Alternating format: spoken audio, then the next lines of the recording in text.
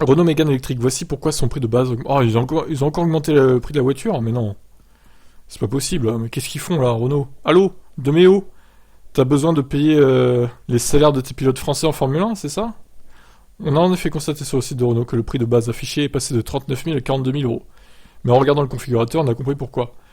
Ah oui, ils ont supprimé la 40 kWh. Qu'est-ce que j'avais dit? De toute façon, ça sert à rien cette version, hein. Si on met de côté le modèle Evolution ER, plutôt taillé pour les pros, la gamme est donc encore simplifiée. Avec une unique configuration technique de 120 chevaux et batterie de 60 kWh. Ouais, bon, d'accord, ok, ceci explique cela.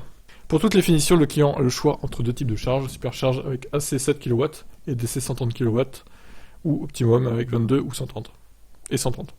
La suppression de la batterie de base a plusieurs raisons. Déjà, elle était peu choisie. Demeo avait annoncé 80% de commandes avec le modèle 60 kWh. Ah, voilà des chiffres. Donc tous ceux là dans les commentaires qui me disaient mais si, elle est très intéressante la batterie de 40 kWh. Je suis sûr qu'il y a beaucoup de commandes en plus.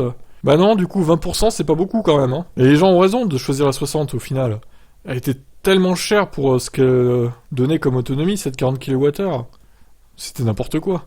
Il fallait la retirer, hein, de toute façon. Il fallait même pas la proposer de base. Ensuite, Renault a visiblement voulu redonner de l'air à la Zoé, qui connaît une fin de carrière compliquée. La déclinaison 40 kWh de la Mégane commence à 39 000 euros, alors que la Zoé c'était 35 100 euros, avec certes plus d'autonomie mais moins d'équipement. Et une présentation moins flatteuse. Il aurait peut-être été mieux de baisser le prix de la Zoé. Oula, non, baisser des prix, Renault, non, impossible. Si le prix des versions encore au catalogue ne baisse pas, Renault a décidé de faire quelques cadeaux, une prime fidélité sur les loyers pour ceux qui remplacent leur Zoé par une Mégane, 25 euros par mois, de ristourne, ainsi qu'un bon coup de pouce sur la borne de recharge pour ceux qui prennent un modèle en supercharge, dans la limite de 1900 euros d'installation. Ok, donc les tarifs, les voici. Bon ben voilà, officiellement, la 40 kWh n'existe plus, et c'est pas plus mal comme ça, de toute façon, quasiment personne la prenait, donc elle va pas manquer à grand monde, hein, je pense, cette version 40. Qu'est-ce que vous en pensez, vous?